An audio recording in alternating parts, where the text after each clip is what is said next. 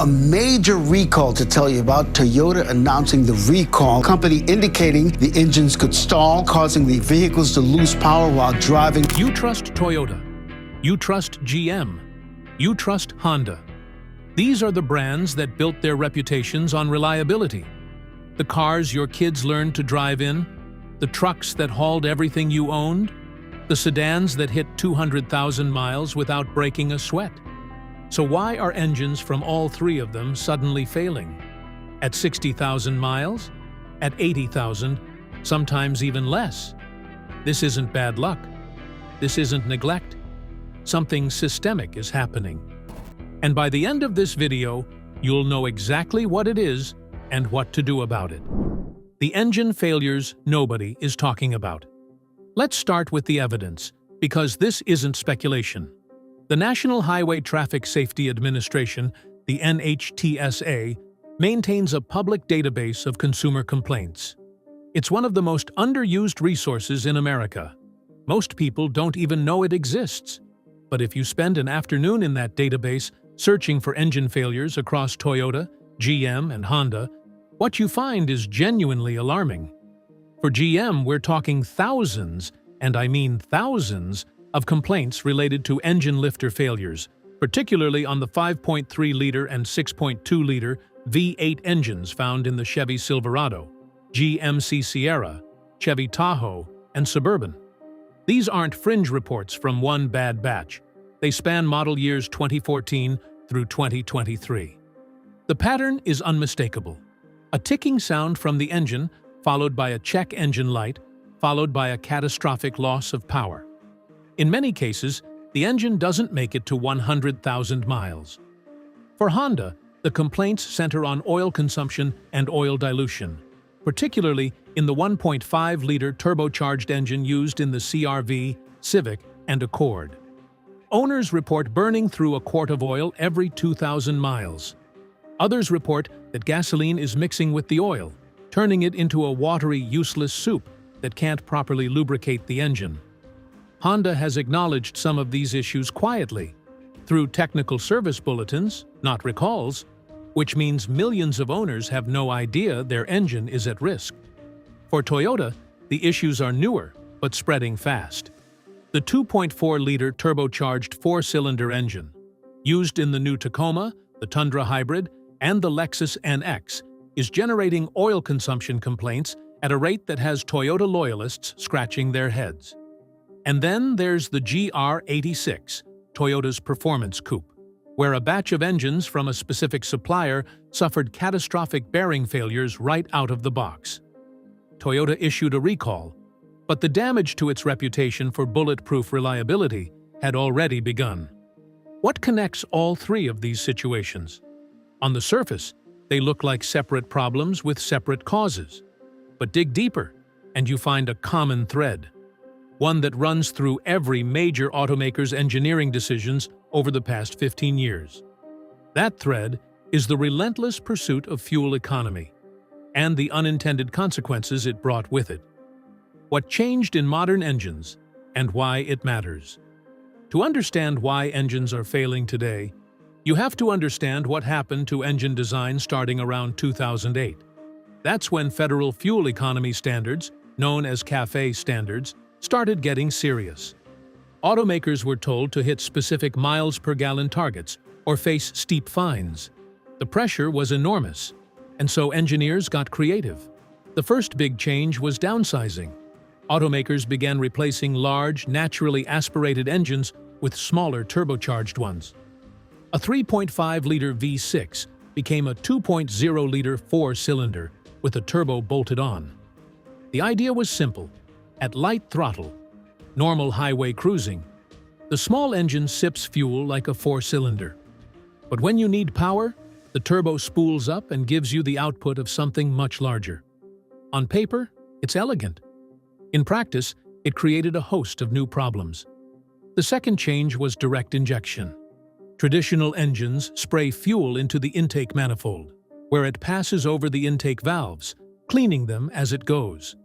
Direct injection sprays fuel directly into the cylinder, which is more efficient, but it means the intake valves never get that fuel bath. Over time, carbon deposits build up on the back of the valves. This restricts airflow, hurts performance, and can eventually cause misfires and engine damage. Honda's 1.5T engine, direct injection.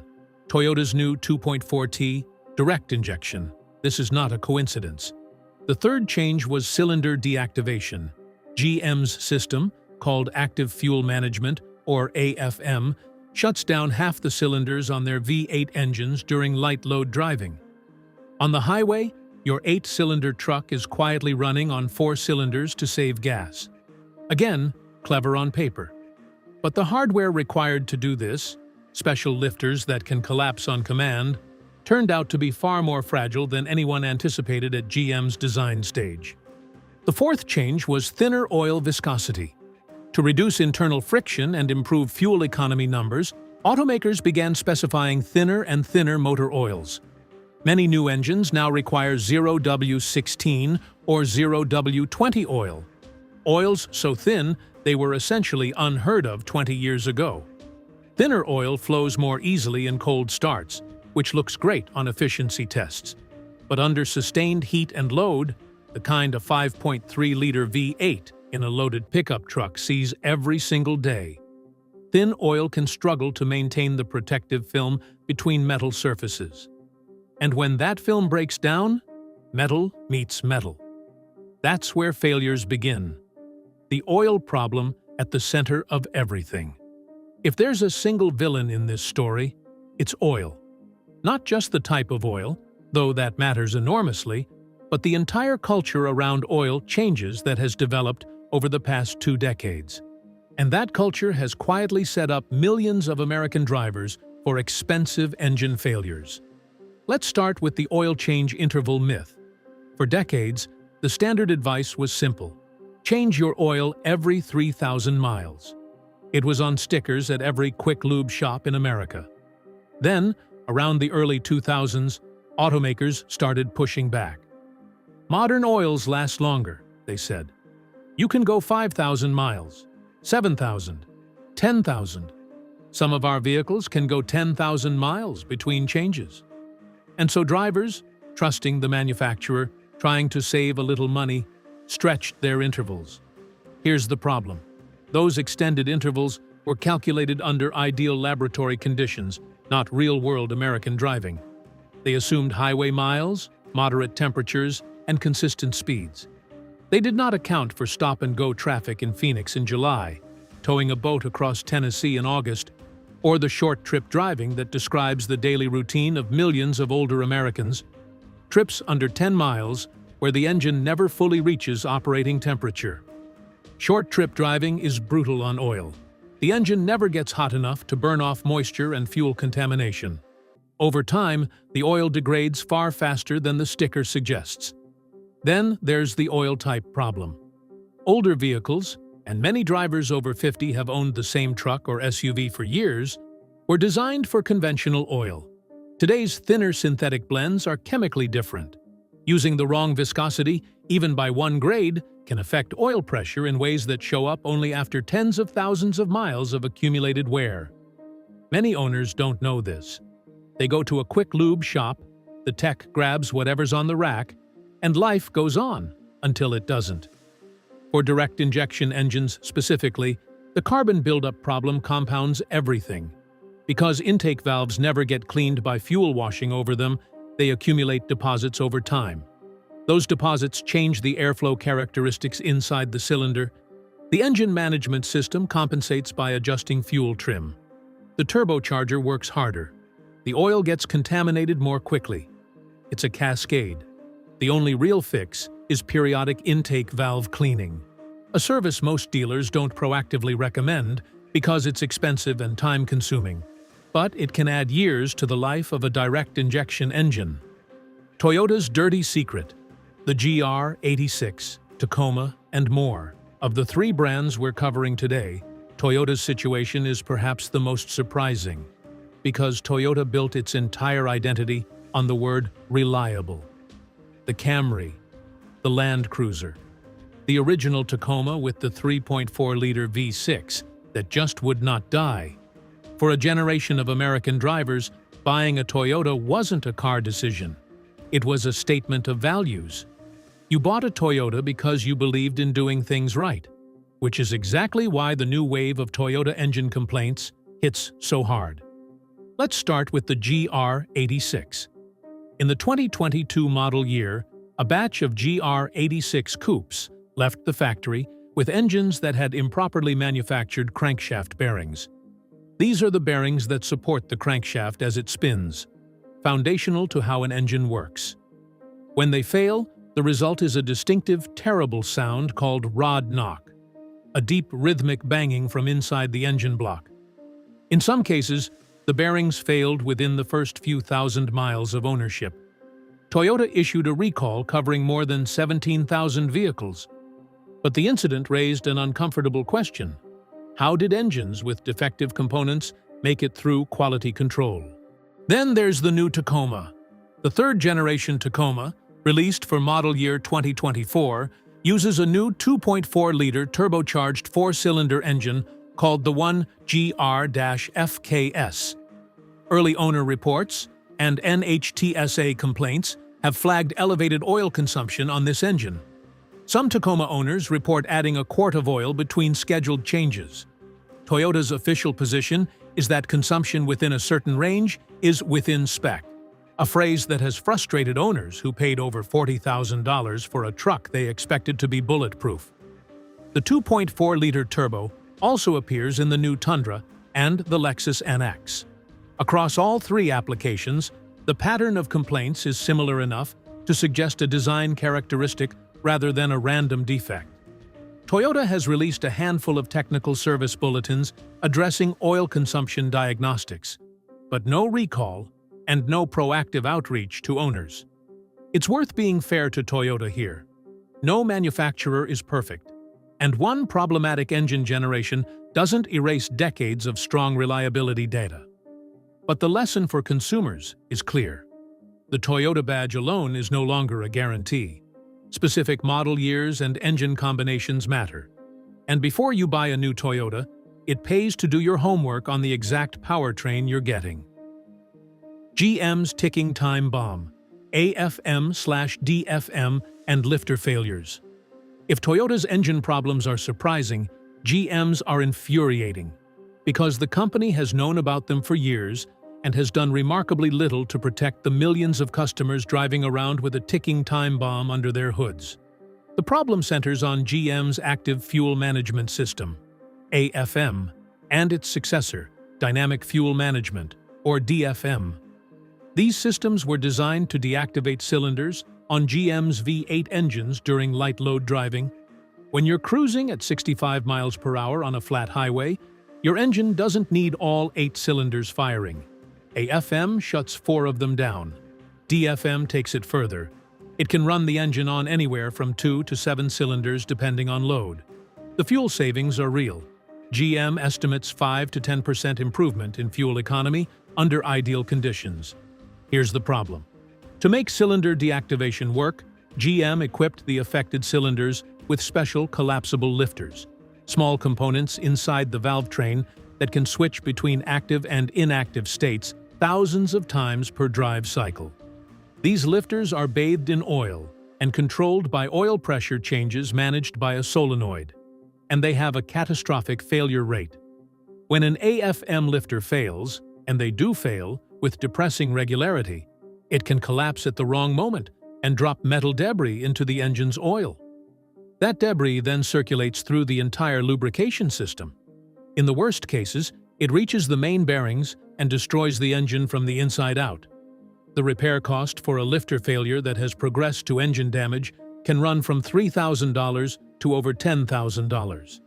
And in many cases, the vehicle is out of warranty when it happens. What makes this particularly galling is the documentation. There are NHTSA investigations, class action lawsuits, and independent analyses going back years, all pointing to the same root cause. Aftermarket companies have built entire product lines around disabling GM's AFM system. Devices called AFM disablers, or range technology devices, that simply turn the cylinder deactivation off. They've sold hundreds of thousands of units. The existence of a robust market for a product whose sole purpose is to turn off a factory feature is, itself, a damning commentary on that feature. The affected engines, primarily the 5.3-liter and 6.2-liter V8S in the Silverado, Sierra, Tahoe, Suburban, and Yukon, are among the most popular vehicles in America. If you own one, we'll talk about what to do in a later section. For now, just know, this is a known issue with a documented history, and it deserves to be treated as such. Honda's burning oil crisis and the engines to avoid. Honda has a different kind of engine problem, and in some ways, it's the most insidious of the three, because it plays out slowly, quietly, and in a way that's easy to dismiss until the damage is already done. The center of the crisis is Honda's 1.5-liter turbocharged four-cylinder engine, the L15B7, used in the 2017 and newer CR-V, Civic, and Accord. This engine has two documented and distinct problems that have been confirmed by consumer complaints, independent mechanics, and Honda's own service literature. The first problem is oil dilution. In cold climates, think the northern United States, the Midwest, New England, the 1.5T engine can develop a condition where unburned gasoline seeps past the piston rings and mixes with the engine oil. The technical term is oil dilution. The practical consequence is that your engine oil loses its viscosity and its ability to protect metal surfaces. Owners who checked their oil during cold winter months found it smelled like gasoline and appeared thin and discolored. Honda released a software update that was supposed to address the issue by raising the engine's warm-up temperature, but many owners report the problem persisted after the update. The second problem is oil consumption. On the 2.0-liter turbocharged engine, found in the 10th generation Accord and the CR-V hybrid, owners report consuming oil at a rate that Honda's own service manual considers acceptable, but that experienced drivers recognize as a warning sign. Honda's threshold for normal oil consumption on some of these engines is 1 quart per 1,000 miles. To be clear about what that means, if you drive 5,000 miles between oil changes, a completely reasonable interval, Honda considers it acceptable for your engine to consume 5 full quarts of oil during that period. That's essentially a complete oil change's worth of oil just burned. The broader concern with both of these Honda issues is what happens when uninformed owners don't monitor their oil between changes. An older driver who trusts the oil life monitor doesn't check the dipstick and goes 6,000 miles between changes on a 1.5T CR-V in Minnesota could unknowingly run their engine on contaminated or depleted oil for thousands of miles. The engine won't throw a dramatic warning. It'll just wear, slowly, invisibly, until one day, it doesn't. What the dealers won't tell you. Let's talk about something uncomfortable. The dealership service department is not always on your side. That's not a blanket indictment. There are honest, excellent service advisors all over this country. But the structure of how dealerships make money creates incentives that don't always align with your best interests as a vehicle owner. Here's a word you need to know. TSB. Technical Service Bulletin. When a manufacturer identifies a recurring problem, an engine quirk, a software glitch, a component that tends to fail in a predictable way, they issue a TSB to their dealer network. This is different from a recall. A recall means the manufacturer has determined the defect poses a safety risk, is legally required to notify owners, and must fix it for free. A TSB is internal guidance. It says, here's what we've found, and here's how to fix it. But it doesn't require the dealer to proactively contact you, and it doesn't guarantee the repair is covered under warranty unless you specifically ask. Honda's oil dilution issue? There are TSBs for it. GM's lifter problem? TSBs going back years. Toyota's 2.4T oil consumption? TSBs. In every case, the information exists within the dealer's system. But unless you walk in and say, I know there's a TSB for this issue, and I want it addressed under warranty, many service departments will happily charge you for a diagnosis, tell you the consumption is within spec, and send you home. the warranty claim denial playbook is equally frustrating. When an engine fails and an owner pushes for warranty coverage, a common first response from dealers is to question the owner's maintenance history. Do you have receipts for all your oil changes? Many people, especially those who change their own oil or who've used the same trusted mechanic for years, don't have a meticulous paper trail. That gap in documentation becomes a reason to deny coverage, even when the failure is clearly attributable to a known design defect. The lesson here isn't to distrust your dealer, it's to be an informed, prepared consumer. Before your next service appointment, look up any TSBs for your vehicle's year, make, model, and engine. The NHTSA website has them, so does a site called TSB Search. Walk in knowing what issues have been documented, ask directly whether the work is covered, and if you get pushback, escalate to the manufacturer's customer service line. Documentation and persistence are your best tools. How to protect your engine before it's too late. All right? Enough bad news? Let's talk about what you can actually do. Because the good news is that most of these failures are preventable, and the steps involved aren't complicated or expensive. The biggest risk factor isn't bad luck, it's lack of information. And you now have that information. First, ignore the extended oil change intervals on affected engines. If you own a Honda 1.5T or 2.0T, a GM 5.3L or 6.2L V8, or a Toyota 2.4T Turbo, change your oil every 5,000 miles, maximum. Not 7,500, not 10,000, 5,000. Use the full synthetic oil your manufacturer specifies, check your owner's manual for the exact viscosity, and don't let anyone at a quick lube shop substitute a different grade because it's what they have on the shelf. Viscosity matters. If the manual says 0W20, use 0W20. Second, check your oil level between changes. Not every 5,000 miles, every 1,000 to 1,500 miles. Pull the dipstick. Look at the color. Smell it. Oil that smells like gasoline is telling you something. Oil that's black after 2,000 miles is telling you something. A dipstick that reads below the minimum after 3,000 miles is telling you your engine has a consumption problem that needs to be addressed now, not later. Third, if you own a GM truck or SUV with AFM or DFM, seriously consider an AFM disabler device. Products from Range Technology plug into your OBD2 port, the same diagnostic port mechanics use, and tell the engine's computer to keep all cylinders active all the time. They don't void your warranty. They don't modify any hardware. They cost around $60 to $100. For a truck that cost $50,000 or $60,000, it's possibly the best insurance money you'll ever spend. Fourth, for direct injection engines, which includes virtually every turbocharged engine from Honda, Toyota, and GM, budget for an intake valve cleaning every 40,000 to 60,000 miles. This is a service where the mechanic uses a solvent or walnut blasting technique to remove the carbon deposits from the back of the intake valves. It's not cheap, usually $200 to $400, but it maintains airflow, protects the turbocharger, and extends engine life significantly.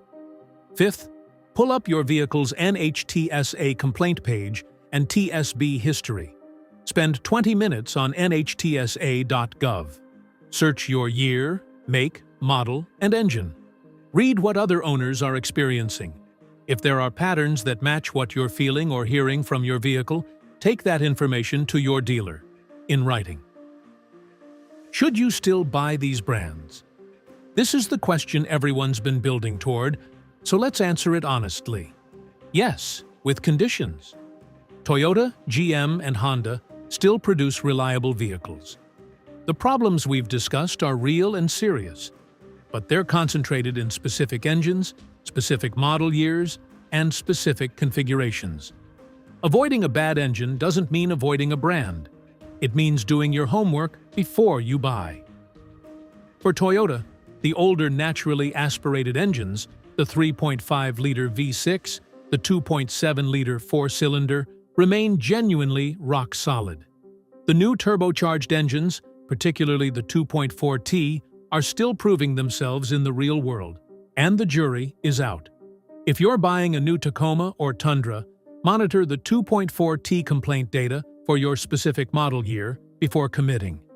If you want the safest bet, the Camry with the 2.5-liter four-cylinder or the RAV4 with the 2.5-liter four-cylinder hybrid continues to earn strong reliability marks. Stick to the proven powertrains, and Toyota's reputation largely holds. For GM, the AFM/DFM equipped V8s have a real documented problem. But the fix exists. If you already own one of these trucks, get the AFM disabler. If you're buying used, look for a model year 2007 or earlier that predates the AFM system, or look at the 4.3-liter V6 and 2.7-liter turbocharged four-cylinder options, which don't have the lifter failure issue. If you're buying a new GM truck and want the V8, consider asking your dealer about the new L87 variant updates. GM has made gradual hardware revisions over the years, and more recent production runs have improved. Just go in with eyes open. For Honda, the 1.5T and 2.0T engines have documented issues, but the fixes, more frequent oil changes, monitoring for oil dilution, and avoiding cold climate short-trip driving when possible, are manageable. Honda's 3.5-liter naturally aspirated V6 continues to be a standout engine, one of the most durable power plants in the industry. If you're shopping for a Honda, the Odyssey minivan, or a Pilot with the 3.5-liter V6 is a far lower risk choice than a turbocharged CR-V or Accord. The bigger lesson here is one that applies across the entire automotive industry, not just these three brands. The era of buying a nameplate and assuming reliability is over. Modern engines are engineering marvels and engineering compromises. Every turbocharged, direct-injected, cylinder deactivating engine represents trade-offs. Your job as a consumer is to know which trade-offs your specific vehicle made, and to maintain it accordingly. Here's what it all comes down to. Reliability is no longer a brand name. It's a specific engine, in a specific model year, maintained in a specific way. Toyota, GM, and Honda built their reputations on durability, and in many cases, they still deliver it. But the pursuit of better fuel economy brought design compromises that are now showing up in shop bays across America. Turbochargers, direct injection, cylinder deactivation, thinner oils, extended service intervals. Each of these changes made sense on paper. Together, they created a perfect storm for engine failures that nobody warned you about. You now know more about this topic than the majority of people driving these vehicles today. Use that knowledge. Check your oil. Change it on time. Look up your TSBs. If you own a GM V8, protect it. If you own a Honda Turbo, monitor it. If you own a new Toyota Turbo, watch the complaint boards. If you've had your own experience with engine trouble on any of these vehicles, drop it in the comments. Tell us the year, the model, the mileage, and what happened. Those real-world stories help everyone watching make smarter decisions. And if you found this video useful, share it with someone you know who drives one of these vehicles. It might save them a very expensive trip to the shop.